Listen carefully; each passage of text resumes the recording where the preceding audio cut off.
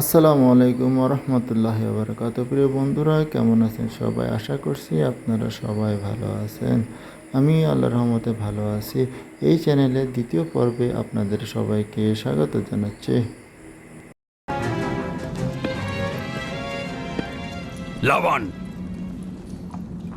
কেন তোমার ভাগিনে ইয়াকুবের কুফরি বন্ধ করছো না? তোমরা তো ব্যাবিলনের জনগণের ইমানের মালিক। তার প্রশ্নের জবাব দিয়ে দাও। আমি তো গভর্নর, ধর্মগুরু নই। কিন্তু সে তোমার ভাগিনা এবং তোমার কন্যাদের স্বামী। আমি ফারদানের শান্তি আর নিরাপত্তায় নিয়োজিত।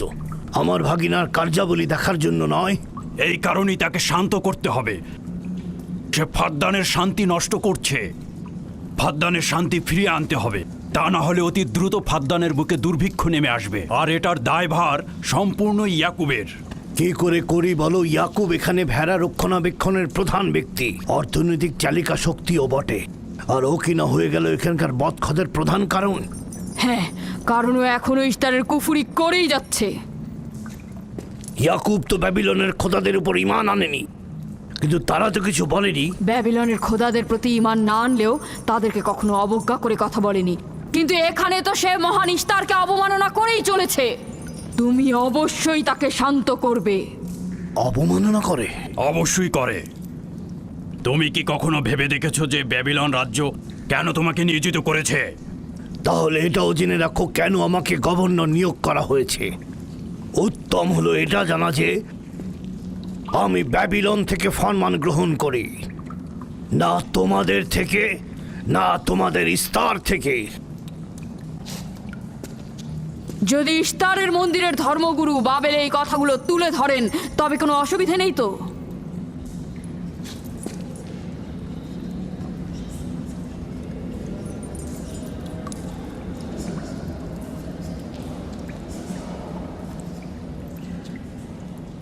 ঠিক আছে, আমি ইয়াকুবের সঙ্গে কথা বলছি। ইয়াকুবকে বলে দেবেন, আর কখনো যদি আমার পরিবারের সাথে ইস্তার নিয়ে কোনো কটু কথা বলে তাহলে তাকে আগুনে নিক্ষেপ করা হবে।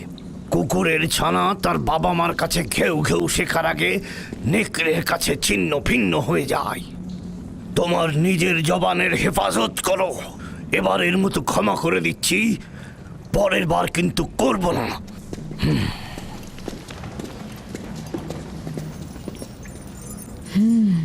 সবাই শুনে রাখো, যদি দুর্ভিক্ষের কারণে আমার ফসল নষ্ট হয় তবে ইয়াকুব আর তার পরিবারের কাউকে আমি জ্যান্ত রাখবো না। দেখা যাক না, একবারই এ তো কোনো কথা বলে লাভ নেই।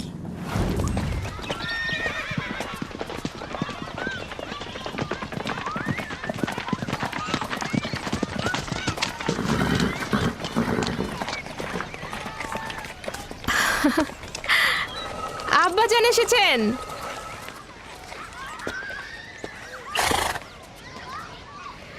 আসসালামু আলাইকুম আব্বাজান, এবার অনেকদিন পর এলেন। সালাম আব্বাজান। কি সৌভাগ্য আমাদের! ফাদ্দান আরামের মহৎ ব্যক্তি, দেশের গভর্নর তাহলে সময় পেলেন মেয়েদের দেখতে আসার। এই ইয়াকুবটাকে নিয়ে আর পারি না। কি হয়েছে আব্বাজান? আবারও কি ইস্তার মন্দিরের ধর্মগুরুরা অভিযোগ করেছেন?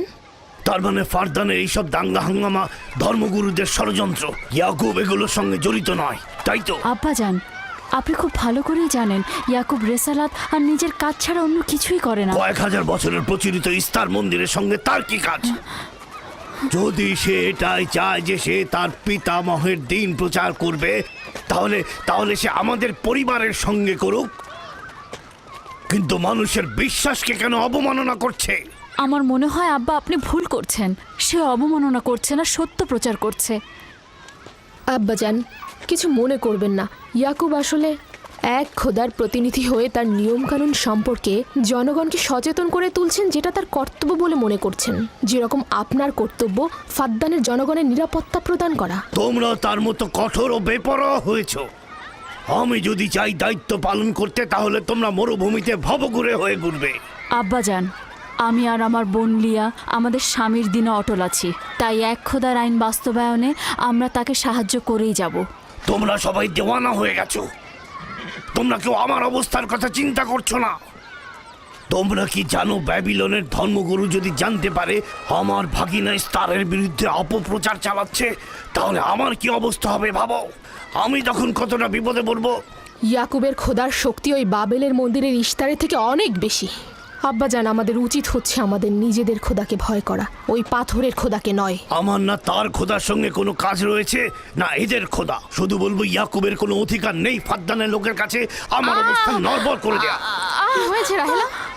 রাহেলা, রাহেলা, কি হয়েছে রাহেলা?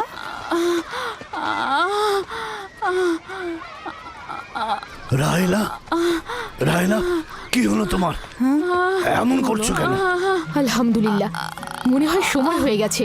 যাও, ধাত্রীকে খবর পাঠাও। আচ্ছা আচ্ছা, যাও। চলো আমরা সবাই মিলে ওকে ঘরে নিয়ে যাই। হ্যাঁ চলো, চলো। চলো ঘরে নিয়ে এই যে, যাও ওকে। আস্তে। আস্তে।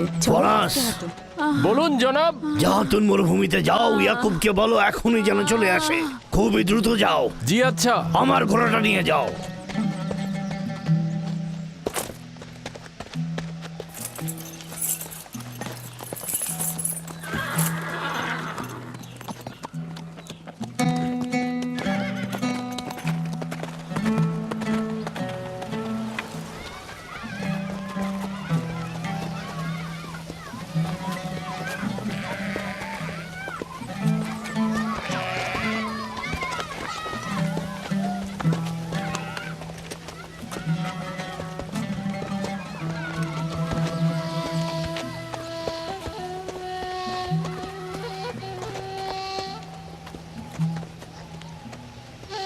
রাখালেরা চতুষ্পদী প্রাণীগুলোকে হেদায়েত করে, আর নবুয়াত ইনসানদের হেদায়েত করে থাকে। সম্ভবত এ কারণেই অধিকাংশ নবী রাখাল ছিলেন। আমি ইসরায়েল ভেড়াগুলোর সঙ্গে আমার সন্তানদেরও মরুভূমিতে নিয়ে এসেছি, যাতে তারা হেদায়েত গ্রহণ শিখতে পারে। আমার সন্তান বনি ইসরায়েলেরা কেন ক্ষমতা ও পেশি শক্তিকে মূল দণ্ড হিসেবে মনে করছে? আমি তো তাদেরকে পেশি শক্তি বা জোর করে চাপিয়ে দেওয়া কোনো কিছু শিক্ষা দেইনি। তোমরা কি শুরু করলে? তোমরা কি শুরু করলে? ওঠো, ওঠো, শামুন, ওঠো। আমার উত্তরাধিকারী ও পরিবারের প্রধান সেই হবে যে খোদাকে সবচাইতে বেশি ভালোবাসবে। ইব্রাহিম ও ইসহাক ছিলেন সর্বোৎকৃষ্ট। তার মানে এই নয় যে তারা অধিক শক্তিশালী ছিলেন। শক্তি দিয়ে সবকিছু জয় করা যায় না।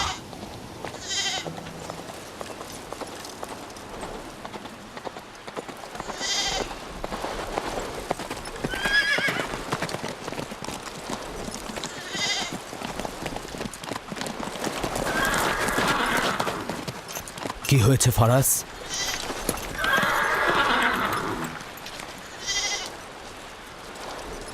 তোমরা ভেড়াগুলোকে নিয়ে আসো।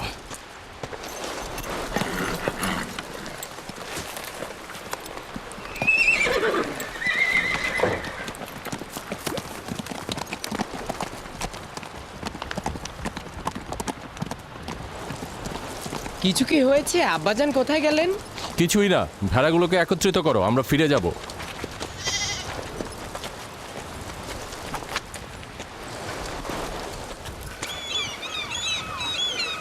বেল, হ্যাঁ, রাহেল তো তোমার সতীন। রাহেলের সঙ্গে তোমার অনেক ভালো সম্পর্ক দেখছি। ওই সন্তান না থাকায় ভালো সম্পর্কটা ছিল।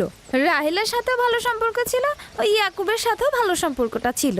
আমার সন্তান নেই, তার সন্তান হচ্ছে, ভালো সম্পর্কটা থাকে কি করে? এমন ভাবে বলছো কেন? রাহেল আর ইয়াকুব তো ইনসান হিসেবে খুবই ভালো। হ্যাঁ, কিন্তু ইয়াকুব তো রাহেলকে অনেক বেশি ভালোবাসে। আর যেহেতু এখন তার সন্তান হচ্ছে, তার স্থান তো সব স্ত্রীর থেকে উপরেই হবে, তাই না? ইয়াকুবের কয়টা স্ত্রী? 4 জন, আমি, লিয়া, জুলফা ও রাহেলা। এই বাদ দাও তো এসব, তাড়াতাড়ি চলো, তাড়াতাড়ি চলো, না হলে শব্দ শেষে আবার আমার ঘাড়েই পড়বে। আরে আমি তো জানি ইয়াকুব বড় ন্যায়পরায়ণ আর মেহেরবান। সকল হিংসা ভুলে একটু ভালোবাসাটাকে বাড়াও, দেখবে সেও তোমাকে খুব ভালোবাসবে। আর ও তো খুব ভালো মানুষ। জনাবে আলী লাবান, আপনার ওপর শান্তি বর্ষিত হোক। ভালো পুরস্কার পেতে যাচ্ছ, কিন্তু রাহেল আর তার সন্তানকে সুস্থ চাই। চিন্তা করবেন না, আমি অনেক অভিজ্ঞ ধাত্রী।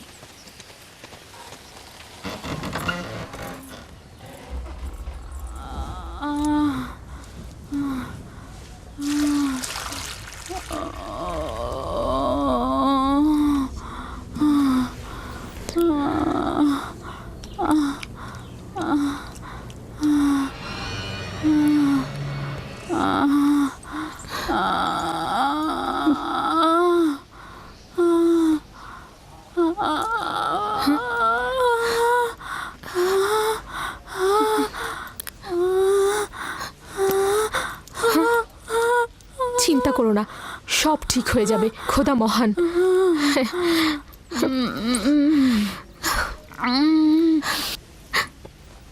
রাহেল, রাহেল, রাহেল, এই যে রাহেল, কি হলো? কথা বলো। রাহেল, রাহেল, রাহেল, রাহেল রাহেল? বেহুশ হয়ে গেছে। রাহেল, রাহেল চোখ খোলো। রাহেল কথা বলো।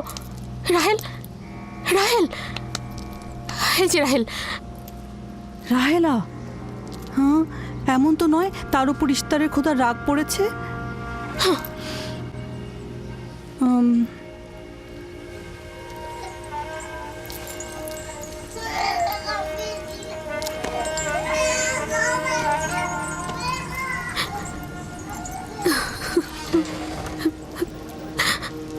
ওকে রাখো।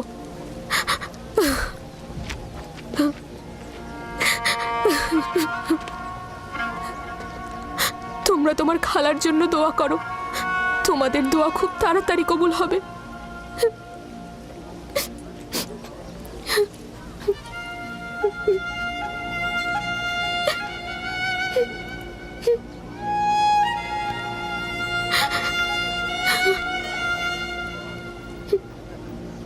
তোমরা কাজ করছো না কেন?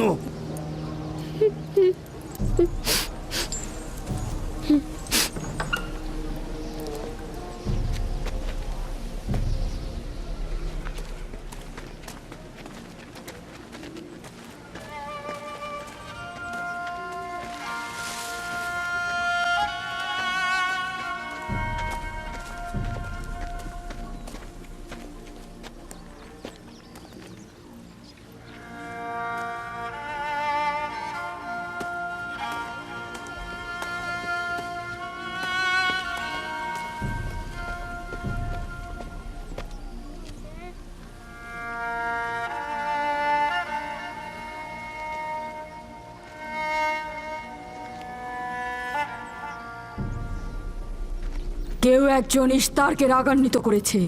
আগুন ও রক্ত দেখতে পাচ্ছি, অলক্ষণে মৃত্যুর ছায়া সর্বত্র দেখতে পাচ্ছি। আগুন প্রথমে কাফেরের পোশাকের নিম্নাংশ গ্রাস করবে। যারা ইস্তারকে অবমাননা করেছে অতি দ্রুতই তাদের ধ্বংস আসন্ন। হ্যাঁ, ইস্তার তাকে ক্ষমা করবে না, অতি দ্রুতই সে তার শাস্তি পাবে।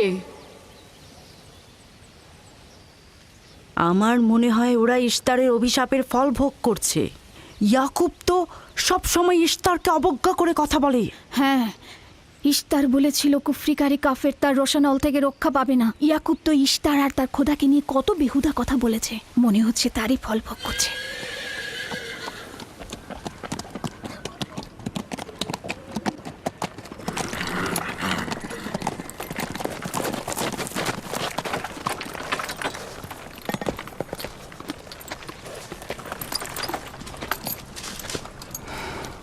রাহেলের অবস্থা কেমন? আমি কিছু বলতে পারছি না।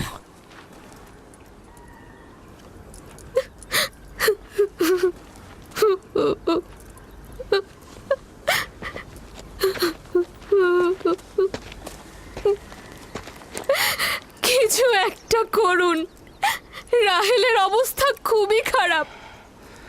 শান্ত হও, খোদার উপর ভরসা রাখো।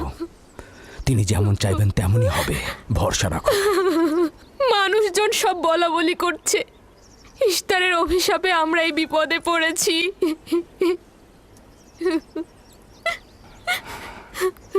খুব ভালো। এবার দেখা যাক রাহেল ও তার সন্তানের খোদা সবচাইতে বেশি শক্তিশালী নাকি ওই ইস্তারে খোদা। খোদা রহম করো। তোমরা রাহেলের দিকে লক্ষ্য রেখো, আমি একটু আসছি। কোথায় যাচ্ছেন? আমাদের এই অবস্থায় ফেলে যাবেন না। শান্ত থাকো, আমার একাকিত্বের প্রয়োজন। তুমি খোদার সঙ্গে যা করার করো, আমি হাত পা গুটিয়ে বসে থাকতে পারবো না। আমি অবশ্যই হেকিমি চিকিৎসার ব্যবস্থা করব। আমি চিকিৎসকের নিকটে যাচ্ছি, প্রকৃত চিকিৎসক।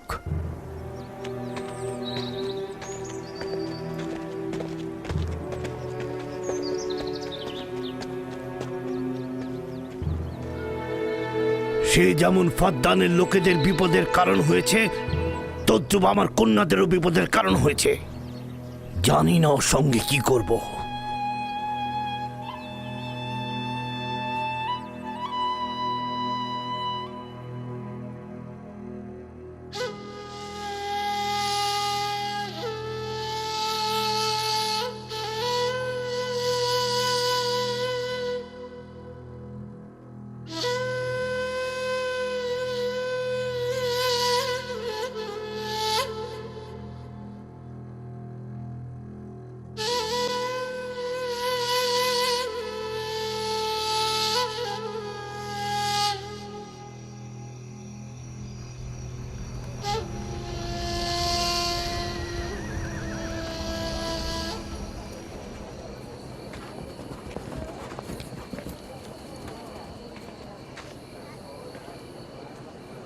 কেন যে ইস্তার মাতাকে ডেকে আনছে না, সে তো সবচেয়ে বড় ধাত্রী। হ্যাঁ, তারা বলছি। জনাব লাবান, ইস্তারের কাছে লোক পাঠান। ধাত্রী হিসেবে সে কিন্তু সবচাইতে ভালো।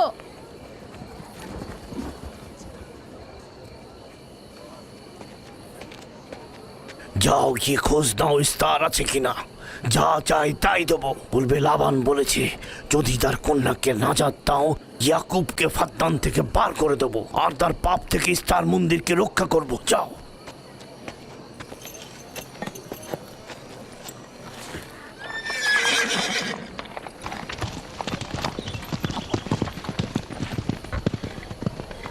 ইয়াকুব ইস্তারের খোদাকে অপমান করেছে।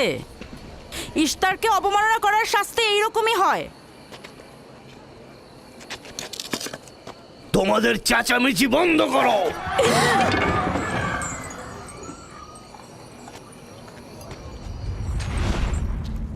ইয়াকুবকে বলো কেন সে তার খোদার কাছে সাহায্য চাচ্ছে না। আমি যদি তার জায়গায় থাকতাম তবে অবশ্যই এ সময় আমার খোদাকে ভুলে যেতাম না। আমাকে পাঠিয়েছেন জনাব লাবান। তিনি কথা দিয়েছেন তার কন্যাকে যদি নাজাত দিতে পারেন, ইয়াকুবকে ফাদ্দান থেকে বের করে দেওয়া হবে। আমার দৃষ্টিতে এটা সর্বোত্তম সময় ফাদ্দানবাসীকে মহান ইস্তারের কুদরত সম্পর্কে জানিয়ে দেবার এবং তার শক্তিমত্তা সম্পর্কে বুঝিয়ে দেবার এটাই উৎকৃষ্ট সময়। যদি রাহেলাকে বাঁচাতে পারো, তাহলে তোমাদের উপর ফাদ্দানবাসীর ঈমান বৃদ্ধি পাবে। এখানে স্বর্ণরৌপ্যের ভাণ্ডার হবে। রাহেলের মৃত্যুও একই পরিণাম নিয়ে আসবে। বাদ দাও, মরে যাক। খুব ভালো, যাও এই কথাই গিয়ে বলো। রাহেলের মৃত্যু ইস্তারের অভিশাপের ফল। একক খোদার ইবাদত করা এবং ইস্তারকে দেখেও না দেখার ভান করার এমনটাই ফল। যদি এমনটা হতো, রাহেল ও তার সন্তানের মৃত্যুর পর আকাশ থেকে বৃষ্টি বর্ষিত হচ্ছে।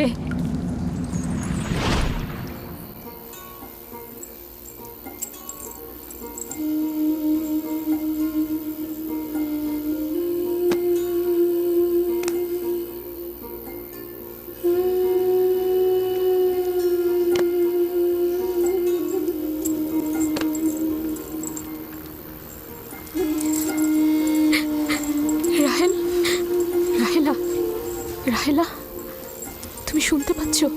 এই যে, রাহেল, কি করছো এসব? আরে ধোঁয়া দিয়ে জ্ঞান ফেরাতে হবে, তাহলে মা বাচ্চা মারা পড়বে। এই ধোঁয়া তাকে মেরে ফেলবে, সুস্থ করবে না।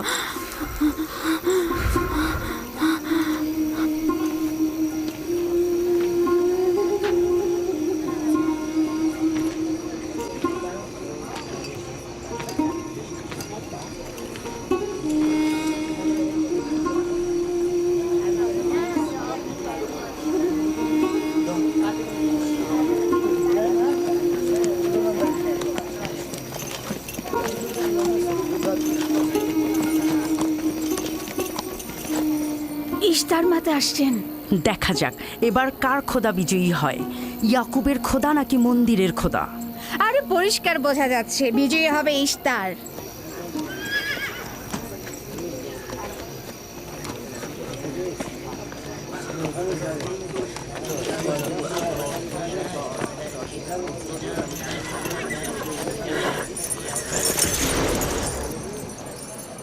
লাবান, আমার কথায় কষ্ট পেয়েছো তাই না? আর ইয়াকুব যে বলল তার খোদা সর্বশক্তিমান, অধিক দয়ালু, তবে তার খোদা কেন এসে তাকে সাহায্য করছে না?